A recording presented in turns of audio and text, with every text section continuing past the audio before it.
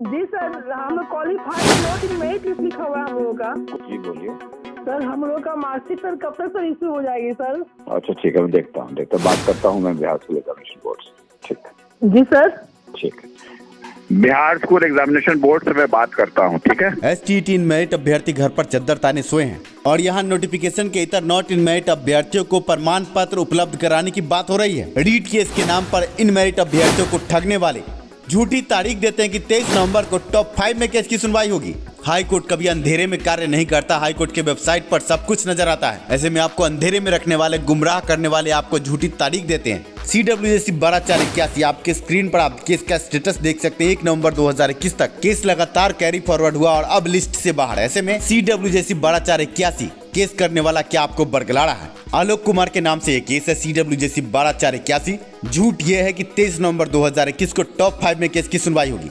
जब भी किसी केस की सुनवाई टॉप 5 में होती है तो उस संबंध में एक ओरल ऑर्डर पास होता है। आप देख सकते हैं केस के स्टेटस में नो रिकॉर्ड। तात्पर्य है कि आप अभ्यर्थियों से पैसा ठगी करने वाला क्या ये गिरोह है? ये हम नहीं कह रहे हैं। हाईकोर्ट का वेबसाइट चीख के कह रहा है कि 23 नवंबर 2021 को कोई सुनवाई नहीं, कहीं पर कोई रिकॉर्ड नहीं, पर आप अभ्यर्थियों को भड़माया जाता है। आपको मालूम हो कि रीट केस की अगर सुनवाई भी होती है तो जैसा कि होता है, काउंटर दाखिल करने के लिए 4 से 6 सप्ताह का समय सरकार को मिल जाएगा। और इस बीच आपने देख लिया है कि रीट केस में नॉट इन मेरिट अभ्यर्थियों ने अपना केस टैग कर दिया है। पर घबराए नहीं अभ्यर्थी। शिक्षा सुधार रोजगार ने जो बड़ा PIL पटना हाईकोर्ट में आगे बढ़ाया है, आप देख सकते हैं केस डिफेक्ट फ्री हुआ है। ऐसे में 18/3/82 CWSC 18/3/82 शिक्षा सुधार रोजगार द्वारा दाखिल PIL आगे अब सुनवाई पर होगा और इसी नवंबर महीने में केस नंबर मिलने के बाद तुरंत सुनवाई होगी। ऐसे में जो सबूत हमने पिछले वीडियो में आपको दिखाया है, 100% स्टेट इन मेरिट अभ्यर्थियों की जीत सुनिश्चित है। शिक्षा सुधार रोजगार सिर्फ बात नहीं करता, कार्य करके दिखाता है। और आपके स्क्रीन पर आप देख सकते हैं इस स्थान पर केस नंबर होगा और केस नंबर आने के तुरंत बाद बड़ी सुनवाई। सब कुछ आपके आंख के सामने प्रत्यक्ष रूप से शिक्षा सुधार रोजगार प्रस्तुत करता है।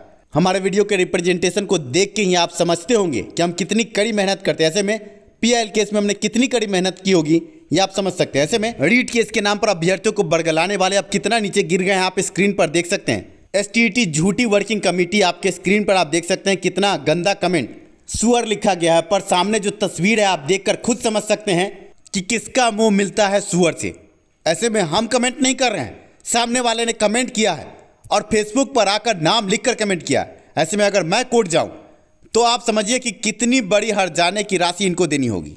एक झूठा शख्स जो कोर्ट केस के नाम पर अभ्यर्थियों को बरगलाता है, अभ्यर्थियों को झूठी तारीख देता है, इस शख्स की औकात नहीं है कि सामने आकर बात कर सके। ऐसे शख्स की हम चर्चा नहीं करना चाहते, पर आप अभ्यर्थियों के लिए आज मुझे सामने आकर कहना पड़ रहा है कि एक झूठी तारीख देने वाले पर आप कितना भरोसा करते हैं, यह आप अपने विवेक से सोचें। ऐसे में आप अभ्यर्थियों को बता दें कि यही झूठी तारीख देने वाला कोरोना काल में केस को गलत तरीके से आगे ले गया, जिस कारण आगे सिलेबस बनना था पर बिना सिलेबस की परीक्षा हुई।